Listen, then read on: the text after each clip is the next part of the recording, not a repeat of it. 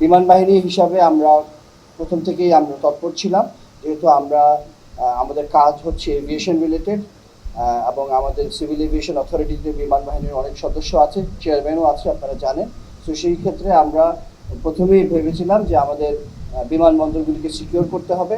This is one of the, যেটা খুবই একটা important communication mode for the বিশ্বের সাথে যোগাযোগ রাখার জন্যে।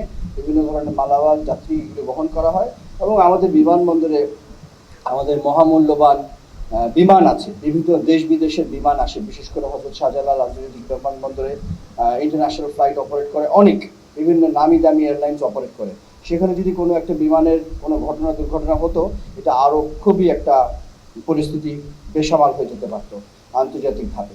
তো সেই কথা বিবেচনা করে আমরা কোনো মুহূর্ত কাল বিলম্ব না করে আমরা সাথে সাথে আমাদের বিমান সেনাদেরকে ওখানে নিয়োগ দিয়েছিলাম ঢাকাতে, এবং একইভাবে অন্যান্য বিমানবন্দরেও কক্সবাজার, চট্টগ্রাম, কক্সবাজার এবং যশোর বিমানবন্দরেও আমরা আমাদের সহযোগিতা বাড়িয়ে দিয়েছি। এবং যেটা আমাদেরকে বেসামরিক বিমান চলাচল কর্তৃপক্ষ অনুরোধ করেছিল, সেই অনুরোধের কারণেই আমরা এখানে এসেছিলাম। এবং আল্লাহর রহমতে এই কয়েকদিনে আমরা নিরাপত্তা, আমি বলবো, জোরদার করতে পেরেছি। নিরাপত্তা তো নিজস্ব তাদের আছে, কিন্তু কোনো কারণেই হোক, যে কারণেই হোক, আমাদের আর্ম পুলিশ ব্যাটালিয়নরা অনেকে ওই সময় স্থান ত্যাগ করেছিল। তো সেই শূন্যস্থানটা পূরণ করার জন্য বিমান বাহিনীর সদস্যরা এগিয়ে গিয়েছে। সো এখন আমি আমার যারা দায়িত্ব পালন করছে তাদের উদ্দেশ্যে দুটা কথা বলবো, যে তোমরা খুব ভালো কাজ করেছো এবং সব জায়গায়, শুধু যশোরে না, অন্যান্য জায়গাতেও যারা যারা আছে সবাইকে আমি একই মাধ্যমে বলতে চাই যে আমরা খুব ভালোভাবে আমাদের কর্তব্য পালন করেছি, আমাদের পারদর্শিতা আমরা দেখাতে পেরেছি দেশবাসীর কাছে।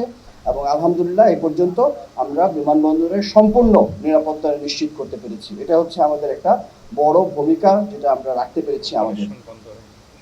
এবং শুধুমাত্র যেই মুহূর্তে টোটাল একটা কেওস হয়েছিল ওই সময় ছাড়া সম্পূর্ণ সময় আমাদের অপারেশন কোনো বিমানবন্দরে কখনোই বন্ধ হয়নি। সেই জন্যে আমরা বিশেষ করে আমাদের বিমান বাহিনী যারা নিরাপত্তা দিয়েছিল তাদেরকে আমি ধন্যবাদ জানাচ্ছি।